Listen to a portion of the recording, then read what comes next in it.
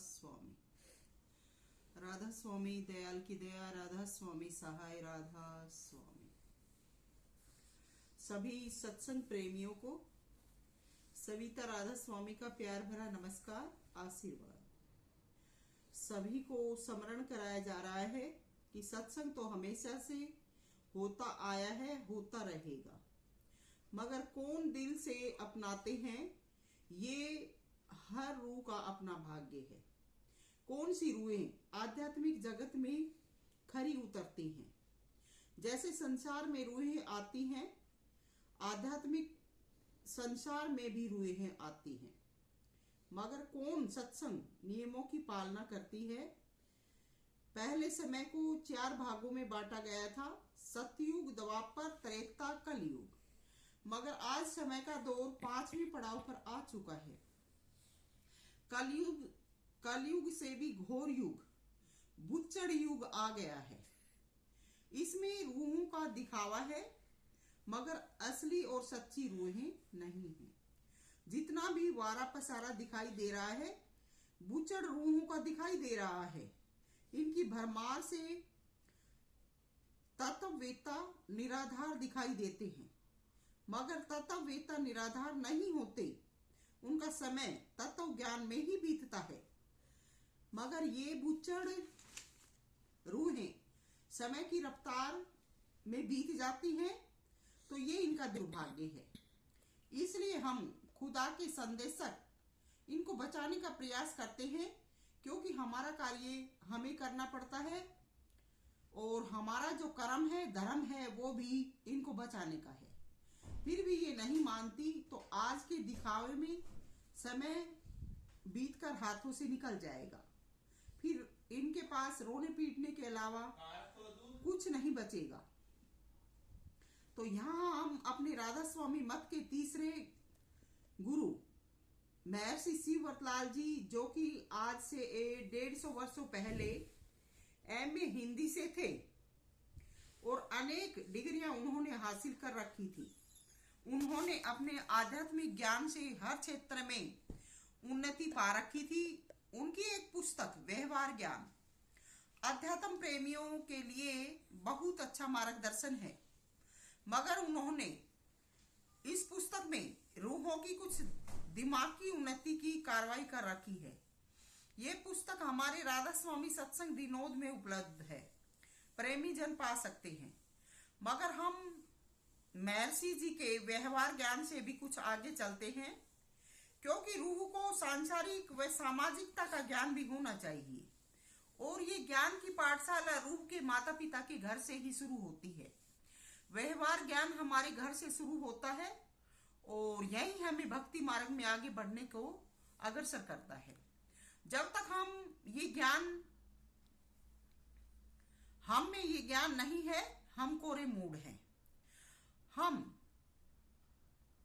चर फिर के धरा से चले जाएंगे। हमें जीवन में विवेक ज्ञान हासिल नहीं होगा, और बिना विवेक के मुक्ति मोक्ष या हम शब्द में नहीं समा सकते। इसलिए हमें दिखावा छोड़कर सच्चे दिल से गुरु की सेवा बंदगी करनी है। क्या कहें, इस बुच्चड़ युग में सच्चे गुरु भी गधे गुरुओं की तरह से आंक लिए जाते हैं, और ये भी इन रूहों का बुरा कर्म और बुरा नसीब है। ये रूहें सच्चे गुरुओं के साथ रहकर भी निज ज्ञान से खाली रह जाती हैं।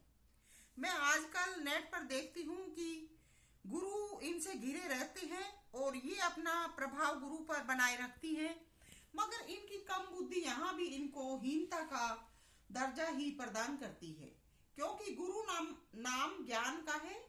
ये गुरु से नाता गांठकर संबंध गांठती हैं, ये बह जाती हैं। समय का बहाव इन्हें बहा ले जाता है, तो ऐसे बहाव से बचिएगा।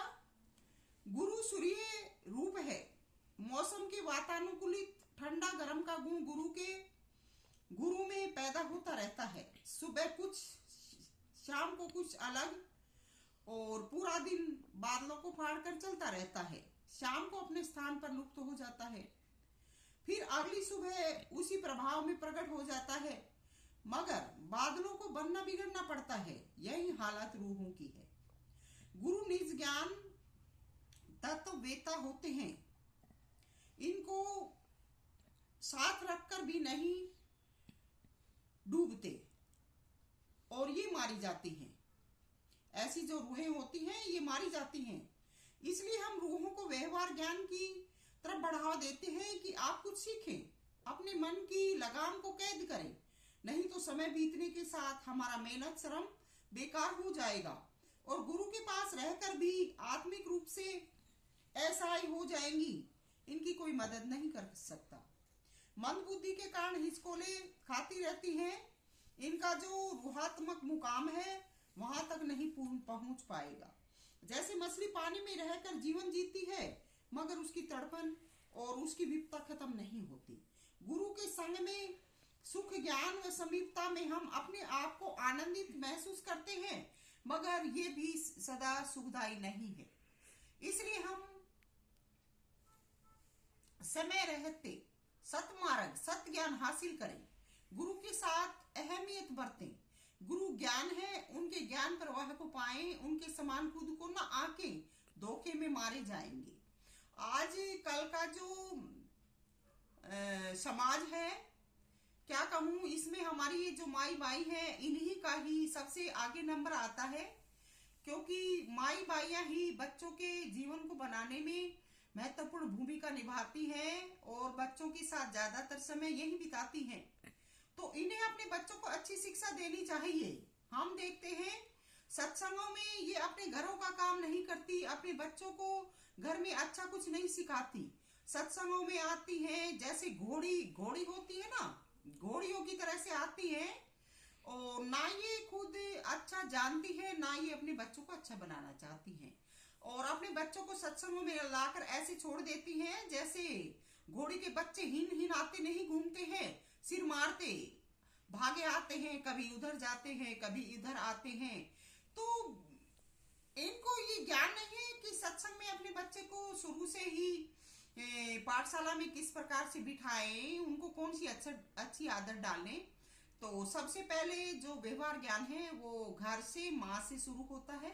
अपने बच्चों को अच्छी आदतें डालें, अच्छा सिखाएं और जब हम ऐसा करेंगे तो सत्संग हमारा तभी पूर्ण होगा जब हमारी संतान अच्छी बनेगी और वो हमारी बुढ़ापे में सेवा करेगी तो हमारा सत्संग है, अन्यथा हमारा कोई सत्संग नहीं है। कपड़े रंगा के या दिखावा करने से, भारी आडंबर करने से सत्संग नहीं होता है।